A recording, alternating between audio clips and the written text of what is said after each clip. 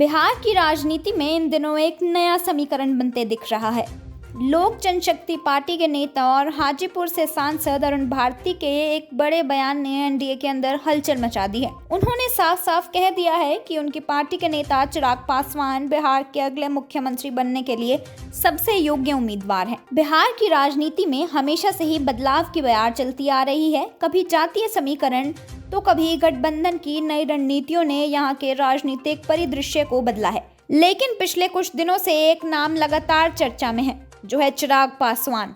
उनके पिता दिवंगत रामविलास पासवान की विरासत को आगे बढ़ाते हुए चिराग ने अपनी पार्टी को एक नई दिशा दी है और अब उनकी पार्टी के नेता उन्हें मुख्यमंत्री तौर पर पेश कर रहे हैं। हाजीपुर से सांसद अरुण भारती ने हाल ही में एक प्रेस कॉन्फ्रेंस में यह कहकर सबको चौंका दिया है कि चिराग पासवान ही बिहार का नेतृत्व करने के लिए सबसे उपयुक्त नेता हैं। उन्होंने कहा कि राजनीतिक माहौल हर 15 से 20 साल में बदलता है और अब बिहार में एक बड़े बदलाव का समय आ गया है। भारती का दावा है कि बिहार की जनता चिराग पासवान को स्वीकार कर रही है। उन्होंने यह भी कहा कि चिराग पासवान पर कोई दाग नहीं है, ठीक वैसे ही जैसे उनके पिता रामविलास पासवान पर नहीं है। यह बयान ऐसे समय पर आया है जब बिहार में एनडीए गठबंधन की सरकार है, जिसमें बीजेपी और जेडीयू मुख्य साझेदार हैं। चिराग पासवान की पार्टी भी इस गठबंधन का हिस्सा है। ऐसे में एक सहयोगी दल के नेता द्वारा सीधे सीधे मुख्यमंत्री पद पर दावा ठोकना एनडीए के लिए एक नई चुनौती बन सकती है। अरुण भारती ने बताया कि उनकी पार्टी का नव संकल्प महाअभियान लोगों के बीच असर दिखा रहा है।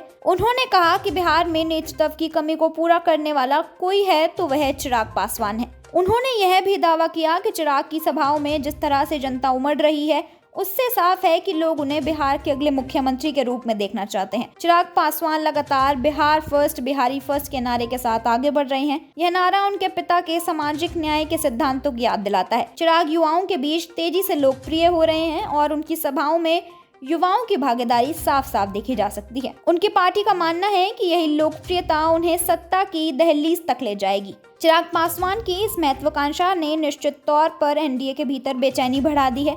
जहां एक तरफ नीतीश कुमार मुख्यमंत्री के तौर पर बने हुए हैं, वहीं बीजेपी भी राज्य में अपनी पकड़ मजबूत करने की कोशिश में है। ऐसे में चिराग पासवान का यह नया दाव क्या गुल खिलाएगा, यह देखना दिलचस्प होगा। उनकी पार्टी 4 सितंबर को मुजफ्फरपुर में एक बड़ी सभा की तैयारी कर रही है, जिसे ऐतिहासिक बनाने की बात की जा रही है।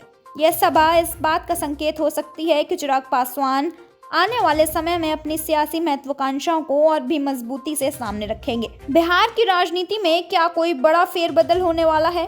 क्या चिराग पासवान एनडीए के भीतर मुख्यमंत्री पद के लिए एक मजबूत दावेदार बनकर उभरेंगे? इन सवालों के जवाब आने वाला वक्त ही देगा। लेकिन इतना तय है कि बिहार की राजनीति में चिराग पासवान की एंट्री ने माहौल को और भी दिलचस्प बना दिया है। आज के लिए इतना ही। राजनीति से जुड़ी खबरों के लिए देखते रहिए जन न्यूज़ नेटवर्क।